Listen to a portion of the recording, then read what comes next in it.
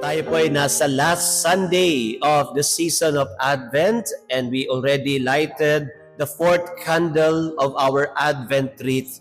And this signifies that we are already near the celebration of the nativity of our Lord Jesus Christ. Sabi nga, Christmas is just around the corner. No? Nasa kanto na lang at papalapit na. Pero maganda po na habang tayo papalapit sa ating Kapaskuhan, magandang patuloy tayong mag-prepare sa ating buhay, mag-prepare sa ating kalooban upang ang pagdating ng ating Panginoon sa kanyang kaarawan ay tunay na ang bawat puso natin at buhay ay nakahanda.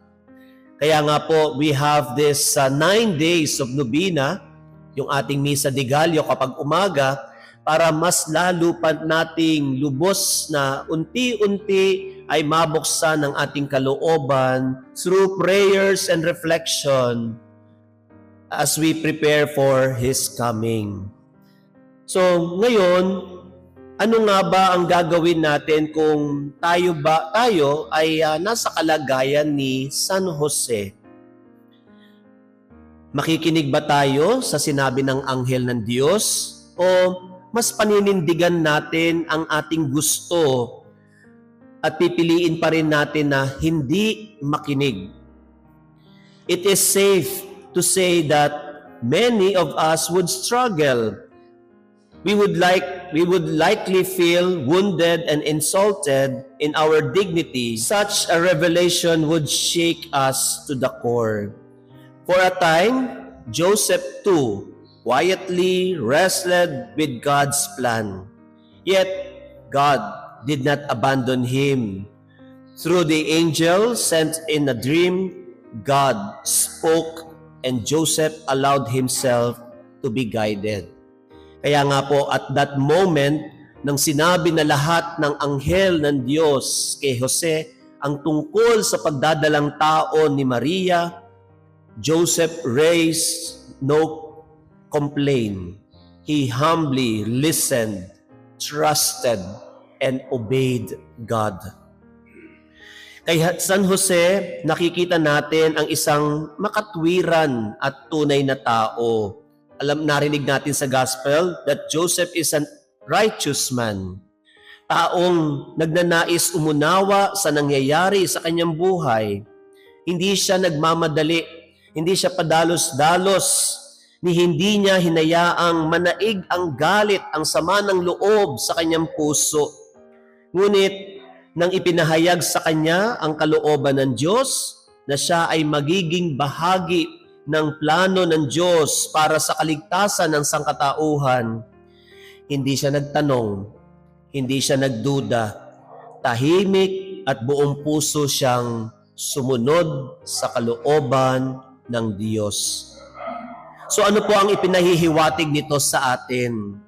Tayong lahat po ay may mga sari-sariling plano sa buhay, mga pangarap para sa tagumpay, sa katiwasayan, at sa kapanatagan at kapakanan ng ating pamilya, lalo na ang ating mga kabataan. Lahat po yan, may mga plano yan sa buhay, especially yung mga gagraduate na ng senior high, college. They have all the dreams and plans in their lives. Marami silang mga gustong mangyari sa buhay nila. Tayo rin sa ating simpleng pamamaraan, may mga plano rin tayo sa buhay. Nagsusumikap tayo na nangangarap at umaasa. Ngunit may mga sandaling hindi matutupad ang lahat ng ito dahil may plano ang Diyos para sa ating lahat. Maaring hindi pa natin lubos na nauunawaan ang kanyang mga paraan, ngunit sigurado at makatitiyak tayo na ang plano ng Diyos ay para sa ating kabutihan. We often hear it said that when God closes a door in our life, He opens a window. Para kay San Jose, ang pintong nagsara ay ang kanyang pangarap, ang kanyang mga gusto, ang kanyang mga hangarin sa buhay na maging tunay na ama para sa kanyang anak. maging padre de pamilya.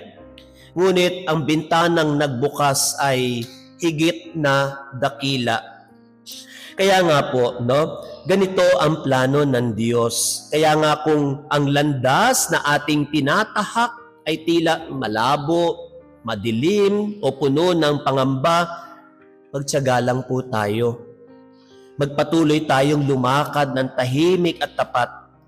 Tularan natin si San Jose, mapagpakumbaba, masunurin, nagtitiwala, tahimik at hindi nagrereklamo at laging handang makinig sa tinig ng Diyos.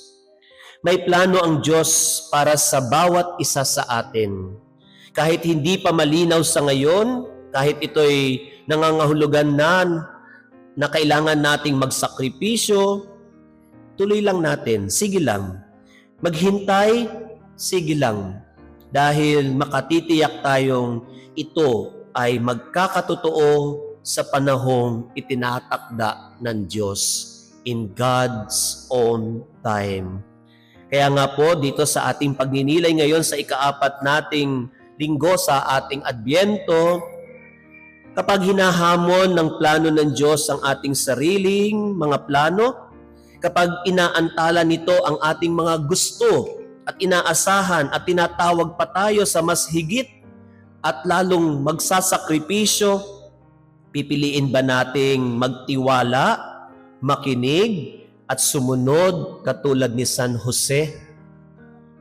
Ulitin ko po, sa mga planong gusto natin, maaaring mapahamak tayo kung pipilitin natin ang mas gusto nating plano. Pero kung mas makikinig tayo sa plano ng Diyos, ang Diyos kahit kailanman hindi tayo dadalhin sa kapahamakan. Kaya nga, tularan natin si San Jose, matuto tayong sumunod, makinig sa kalooban ng Diyos, sa tinig ng Diyos, upang sa ganon, ang ating kahihinatnan balang araw ay ang ating kabutihan at ang ating kapakanan.